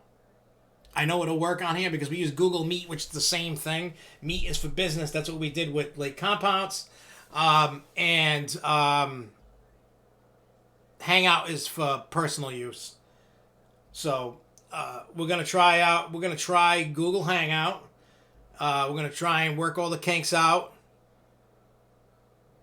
And, and see and take it from there. So Wednesday's show is going to have a guest on with us, and we'll be able to, chit-chat with everybody and have that rock. So, like I said, be prepared for Wednesday's show. It might be a little kink, but Dave will be on. And then once we figure this all out and we do this, sky's the limit. If Wednesday happens, anybody and everybody that wants to be on the show talking and hanging out can. But Wednesday is going to be the true test for that. I'm not total tech savvy, but I'm learning as it goes. It took longer than I wanted to. Yeah, I seen that. Marcus might be. I'll talk to Marcus and see what it is. I'm hoping, what I hope Lake Compounce does is that area where they had the sky ride, that they have another coaster come down the mountain and go through the mountain again. I think that would be awesome if they could somehow get that to happen. I don't know how you would get that to happen, but and Max, you were talking about having a Zamparella Wild Mouse.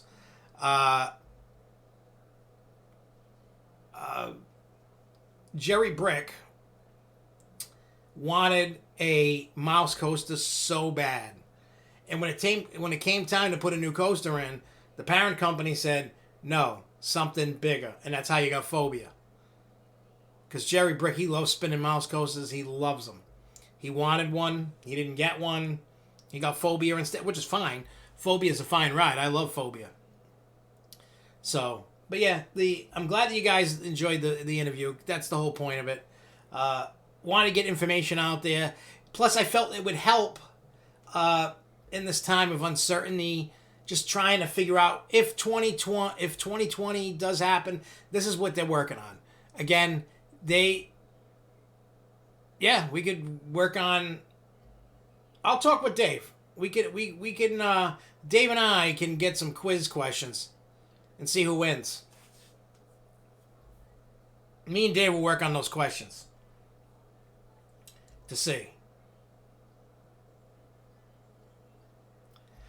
Here's the difference. Skyrocket 2, which is Phobia, is the same thing as Tempesto out in Busch Gardens, Williamsburg. Smooth. It packs a little punch. The launches are great. But there's a difference. Phobia doesn't have those stupid comfort collars, whereas Busch Gardens SeaWorld's parks have the comfort collars. And for those that don't know, comfort collars do nothing. If you heard in the interview, I was telling the guy that the engineer at Phobia Media Day said, I can bet you $100 I can stop you upside down for an hour and you will not fall out. He guaranteed it. So, the comfort collars do nothing. The town, state, whatever, forced, that's what they wanted. It's a false sense of security. It's not going to save you from nothing. It's a pain in the ass. See, the only thing about Premier trains that I absolutely hate is that they're very tight and hard to get in and out of. I remember that when I rode Skyrocket at Kennywood. You know what I'm saying? Like, it sucks. Like, you know, trying to wiggle in and out. I mean, I'm a fat little guy. You know, I'm not tall by any means. I'm like 5'4", around there. And you know what? I still have a hard time, like, kind of wiggling out. Everything's so tight and compact. I mean, that's how they do it. I'm not a fan of it, even when you don't have comfort collars. Because, like, Skyrocket at Kennywood has lap bars and doesn't have comfort collars. So, and then, I don't know why they call it comfort collars, because they're not comfortable. When you're hitting your stride on these rides and you're upside down, it hurts. I mean, the comfort collars for West Coast races didn't bother me.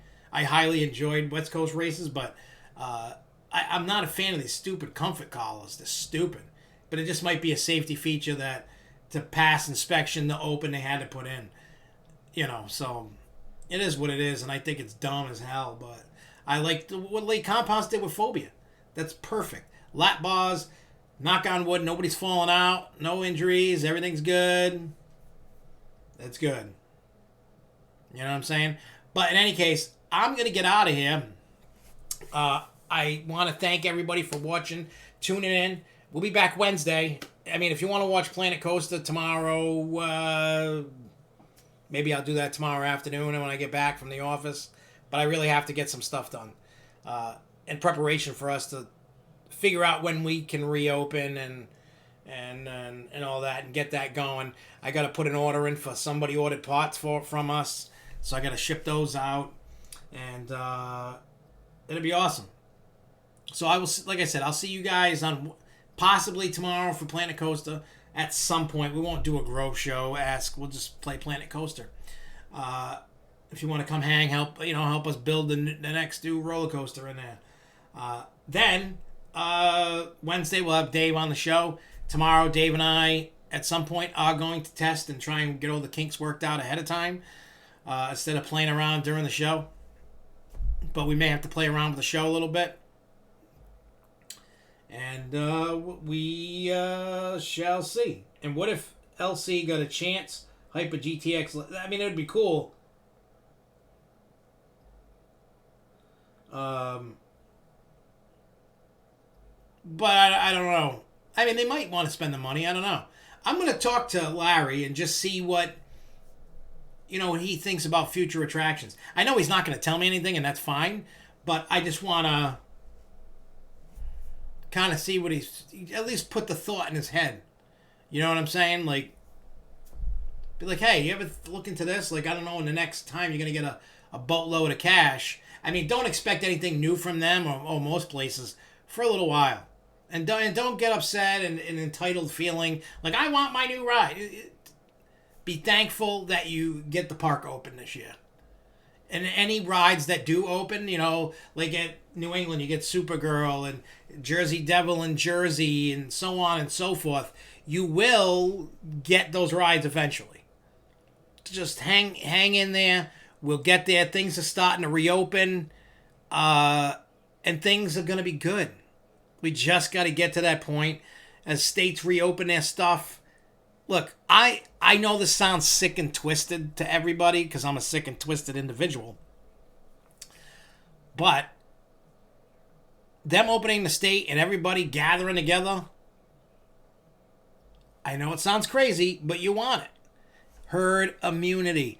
To get it will get us to where we want to be quicker. Remember that.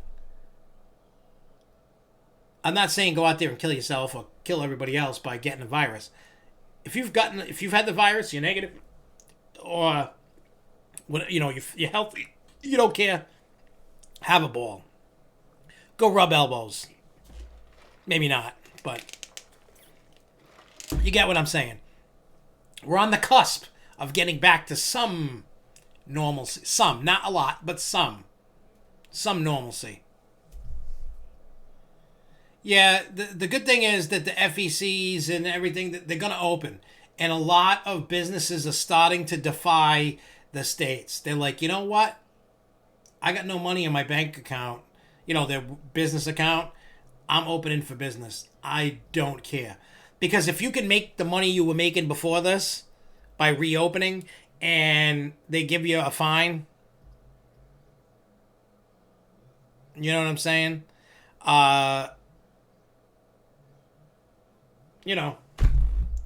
You get it's just gonna everything's just gonna take some time. We're gonna get there, and it's not. It is not the right time for parks. Chris, I'm a firm believer. If you had the how do I put it, the proper capability of testing between antibody tests and the regular coronavirus tests, I honestly feel that we are already 60, 70, 80% infected across the board. I am a firm believer of that. Just based off of the people that are doing antibody tests and the numbers that they're getting and the number of cases, I'm a firm believer that we're pretty far out. You know what I'm saying? Like, they're pretty, I think. I mean, I'm all for doing something other than sitting in the house. Like I said, it's different for me than you or anybody else. We've already had the virus in this house. We've already gone through it all. I'm not saying that I can't get it again because we don't know that. I'm just saying I personally feel comfortable going out and doing things. I was out yesterday. Like, I had to go run a couple errands to get some stuff yesterday. We stopped. I went to the store. I had to go get something. I had to go to 2 stores to get stuff. Then we stopped off. Jess and we got some lunch. It was a great day. We had a little lunch date in the car at this local eatery. People, I don't know where you live, how people are. I have no idea. Like, you know what I mean? Like, how things are looking. But here in this state, it's like there is no such thing as a pandemic out here. Now, there are people that are afraid and they're staying in. And like you're like, you know what? I'm just hanging in there until my time, till you feel comfortable. And by all means, that's fine. It's not that they're full of greed. Chris, you have to also look at it this way. Myself included. I was smart what I did with my company so we didn't go out of business. You know what I'm saying? Like, what I did saved my business. If I didn't, I would not have one. It's not about greed. It's about watching your bank account dwindle and who is going to replenish that account. Is the government going to bail me out and give me the money that I lost because of this? No. Is insurance going to do that? No. It's not about greed. It's about surviving. That's where everything comes together. You have those that are like health before business. You have those that are like, well, forget my health. My business is going to die and not be there if we can't reopen. It's a catch-22. I see both sides of the thing. We're not reopening until we're allowed to. Because of what I did, we're okay.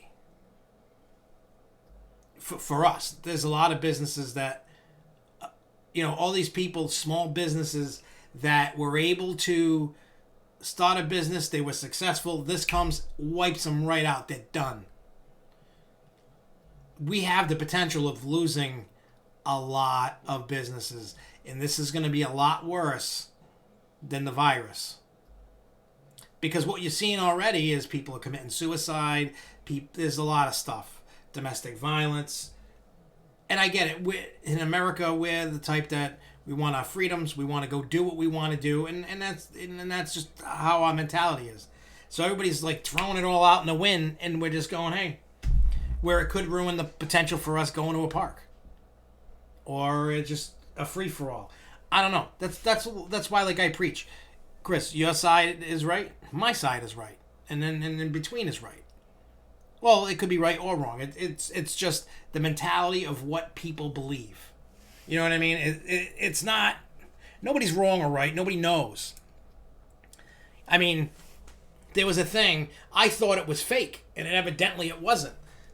On Friday, the CDC put out a thing on Facebook that kind of was like, it's... I wish I'd have to go digging for it because it's down a little bit from their posts. But if you go there and you look at Friday, I think it's like 7:01 p.m. Go look on their Facebook page and see that. You know what I mean? So, again, I get it. You know what I'm saying? This is a terrible time for everybody. Everybody is getting screwed over left and right, period. Everybody. It's not just sick people, old people, underlying condition people, healthy people, businesses. You're going to start seeing a lot of companies, and if they do, they're smart, especially as long as they don't go into liquidation. You file Chapter 11, right? You're going to work on your debt, get out of the debt, and get money to help you. You know what I mean? I'm doing what I can so I don't have to file I don't want to file Chapter 11 for myself. I don't want to do that. I'm going to fight until I can't fight anymore for my business, and that's fine. But I got a bunch of money that will last us a couple months anyway. You know what I'm saying?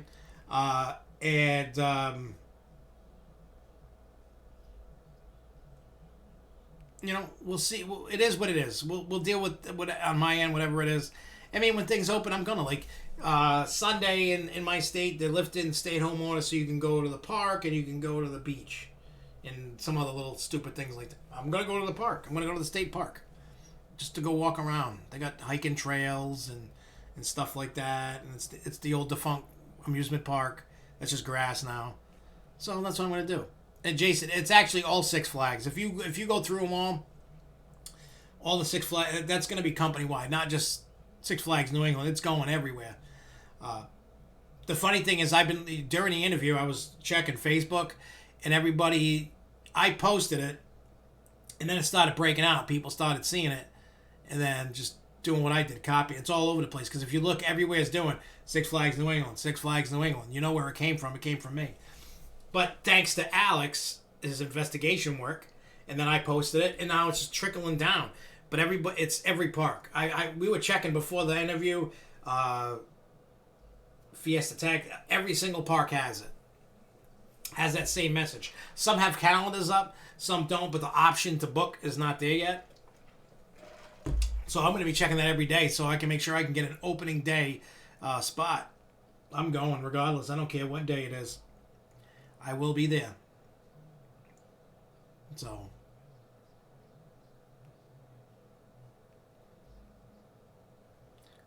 Well, the reservation thing is because what they're going to start out as 25% capacity. So instead of people coming up to the gate getting turned away, you book the time to come in. Then they'll know. And if somebody pops up and they happen to have space to go in, well, they'll probably let some people in. I got a membership pass, and I'm okay with it. I mean, yes, I would love to just walk into the park at any given time that I wanted, but let's be honest. For right now, for safety, whatever they got to do, I'm okay with it for the short term anyway. Just to be able to go, I'm okay with it. You know, I mean, I wish anybody could just walk in and go, but they gotta do what's right to make people feel safe. And if it's making sure that they know how many people can be in the park. They know this. So if they reserve that many people, okay, you can't come into the park today, sorry. Do you have a reservation? You know, so they're going to have to, like I said, just be patient when the park's open. It's going to be a crap fest. Crap Fest 2020, for sure.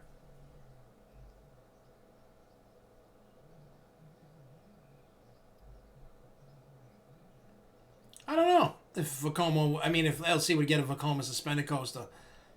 They might. I don't think so, but who knows? Chris says, people who are paying a full season pass will be mad that they don't get the full value of the pass. I'm sure people are going to be pissed. I don't think they're going to cut the price of the passes to do that. I mean, Disney's probably going to do it, and so isn't Universal. I think all parks across the board are going to do it. Matter of fact, I messaged the link to the interview to Larry because he wanted to watch it. And I even said, hey, are you guys doing this? You know, I told him what Six Flags was doing. I said, maybe you need to look into this. I don't know. But it was just something to, bring to his attention for a possibility for the future. For this near-term future. Because once next year comes, obviously things will be somewhat normal, not the total normal before it, but it'll be a little closer to, it'll definitely be a little closer to what it was, but you're still going to have your social distancing and all that. We'll see what happens next year, but this year is just going to be totally turned upside down, and there is nothing we can do about it. It's either you follow these rules or you don't go. But it'll definitely help people feel a little better, I think. I mean, would you feel better with half of their capacity of normal cut, or full on onslaught of elbow to elbow right now? You know what I'm saying? Yeah, Alex, I agree that the passes need to go up. Diamond and Diamond Elite are really up there, but the gold and the platinum, those need to go up. They're going to have to raise price. They got no... Right now, they're not going to. They are not going to right now.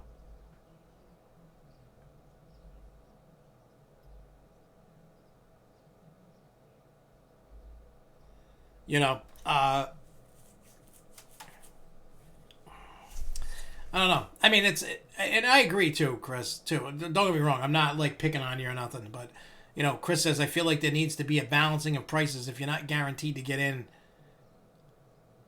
I agree with that, but this is just a weird circumstance that none of us have ever seen. That's why there's so many unknowns. Whether, when parks are opening, what a park is going to look like on the inside when they do open. How are you going to get in? How are you not going to get in? How are you going to get turned away? Are you this? Are you that? Yeah, you're going to lose a little bit out of your pass this year, but at least you get to go. I'm not saying that it's the right thing to do, but at this point in time, I think everybody's ready to punch people in the face and just get out. Like, I know a lot of you younger guys are used to this life. And just, like my kids, this didn't faze my kids at all. Like, my kids are like, they live right now. Like, my kids are living their best life. They do school work. Well, Jeremy, not so much. You do your schoolwork at home. You don't even have to get dressed. You can sit there in your underwear. 2, sleep in, go to sleep, wake up, eat, play video games. You don't have to really go outside, do it. They've been doing this. You know what I'm saying? Like, the kids are living their best life. Someone like me that loves to go out and go do things, this is really bad for something. Like, it's like, I can't do anything. Matter of fact, I saw the Roger Williams Zoo on the highway on the way home. We saw the elephants yesterday. It was nice. It was really nice. I mean, there was nobody at the zoo. You can't go to the zoo, but you could see the elephants from the highway. You're like, oh, look at the elephants. I can't wait to go back and look at the elephants in front of my face. But you get where I'm going. I'm not saying Chris's way is right or my way is right or anybody's way is right. It's just the weird thing that's going on now that I'm hoping changes at some point. And, we're going to get over this hump soon. So, have no fear, my fierce friends. But anyway, I'm going to get out of here. I have to go pick up some medicine. Wink, wink. And go have some fun. And sink into my couch later.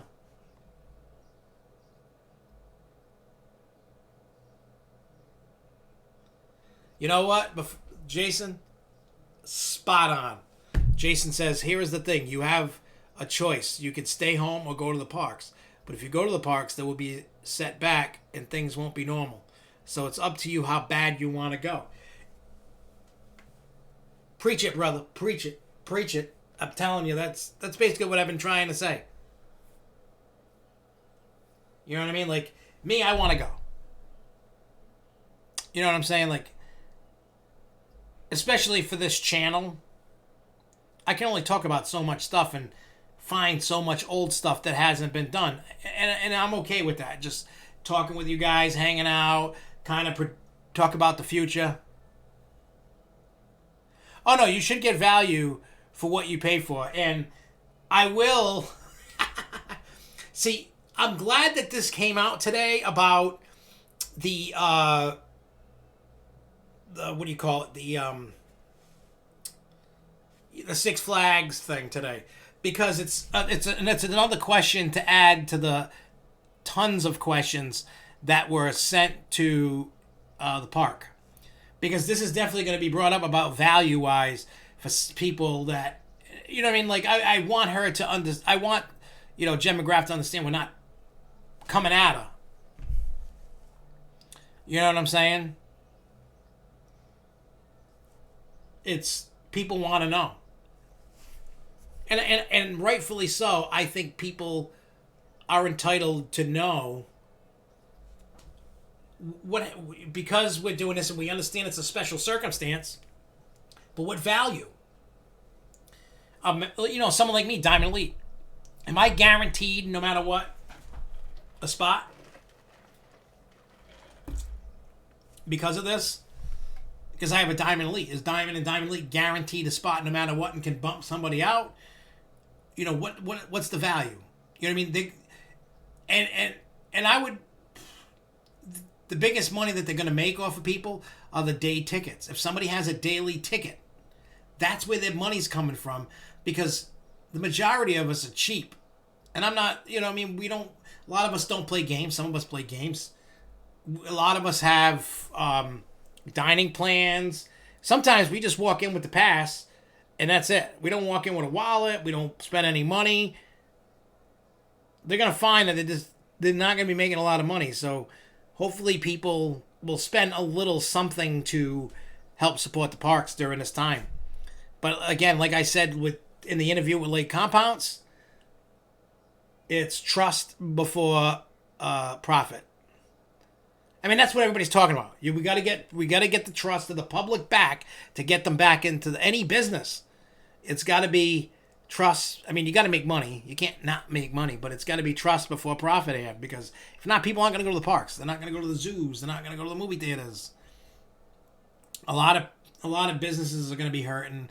A lot of businesses are going to go bankrupt and then come out maybe stronger on the other end. I don't know the answer to that. I really don't. But anyways, I'm going to get out of here. Thank you guys for tuning in. I'll see you guys Wednesday night, 7 o'clock. We're going to have Mr. Dave Medora on the show with us. We'll get some quizzes going, have some fun. I got to also record the 900 subscriber video. And we'll also give out, I got another box of prizes to give out, so we're going to do that as well.